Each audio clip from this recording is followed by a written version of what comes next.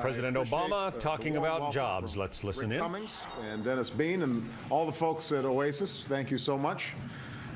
These guys are experts in heating and cooling systems, though having spent some time in Washington, I actually am already very familiar with hot air, I have to say. That, by the way, does not apply to the head of the Small Business Administration, Karen Mills, who's here today. And Karen has focused like a laser on helping small businesses not only survive, but to thrive amidst the economic storm of the past 2 years. We're also joined here by Ruth Gresser, who is the owner and chef at Pizzeria Paradiso. And I'm a little upset with Ruth because she did not bring samples, but Reggie Love has testified that the pizza's outstanding. She's got restaurants in Washington. And also Will Pollack, who's the owner and operator of the Potomac Riverboat Company in Alexandria, Virginia. There's Will. These folks know, as every living soul in America does, that these have been a rough couple of years for our economy and for our country. The deepest downturn since the Great Depression ripped through our economy, costing more than 8 million jobs and rocking businesses large and small. And that's why we took some very tough steps, in some cases some unpopular steps, when I took office to break the back of this recession. And today we received additional news suggesting that we are climbing out of the huge hole that we found ourselves in. Last January, the month I took office, almost 800,000 Americans lost their jobs. Today we learned that job losses for this January were 20,000. The unemployment rate dropped below 10% for the first time since the summer. Manufacturing employment grew last month for the first time in 3 years, led by increased activity in the production of cars and trucks and auto parts. Now, these numbers, while positive, are a cause for hope, but not celebration, because far too many of our neighbors and friends and family are still out of work.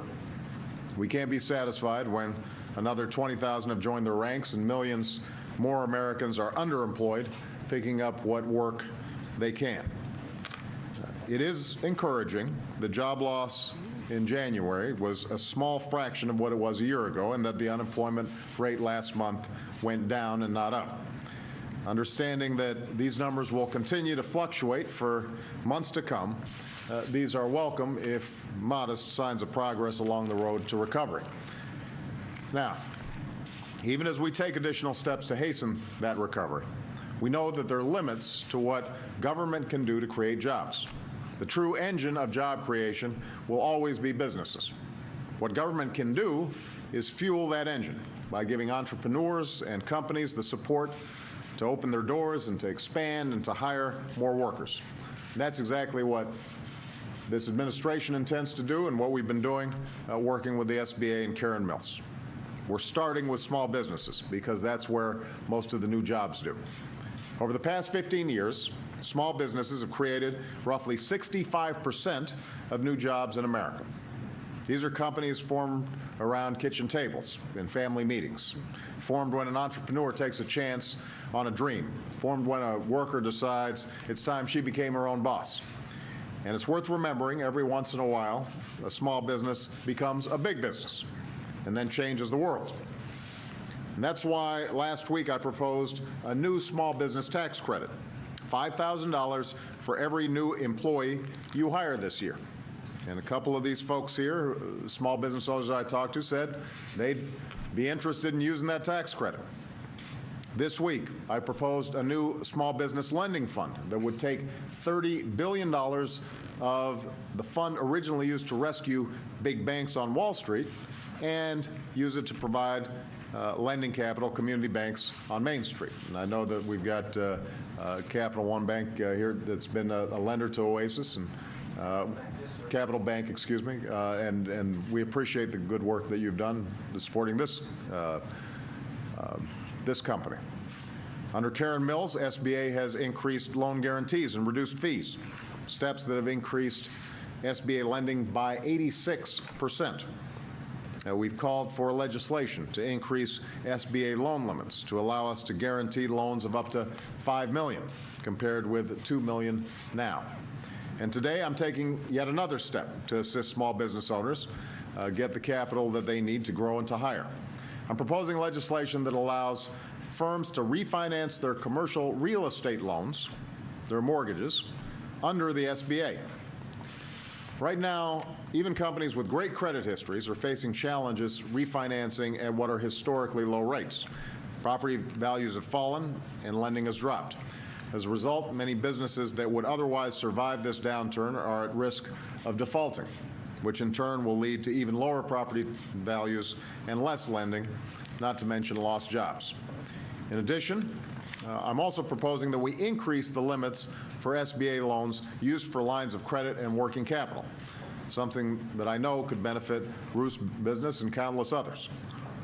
And the truth is, the economy can be growing like gangbusters for years on end, and it's still not easy to run a small business. It's not easy to stay ahead of your competitors. It's not easy to keep your costs down, to do right by your employees, to constantly innovate and adapt in a changing world. Talking to Ruth, she reminds me it's not easy keeping up with health care costs. And so Ruth is very anxious to see health reform passed so that small businesses can pick up the cost for their employees.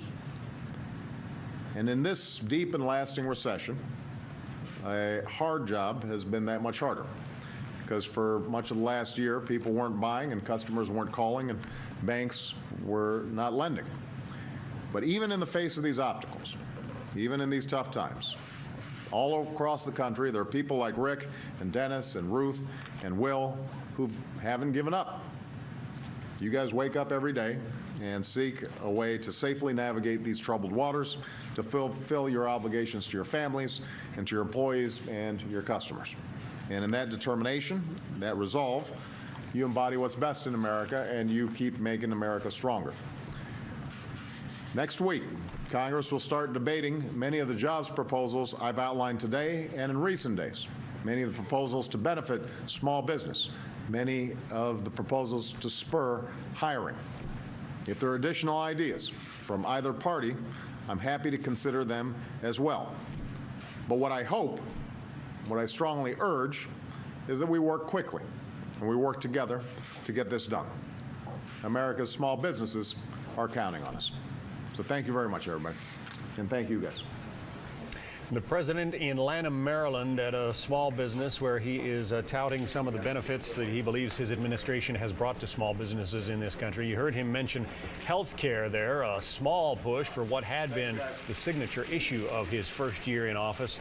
It's an issue that has pretty much gone by the boards, but he is still mentioning it, that he would like to see health care reform in this country. He maintains that that would help small businesses grow.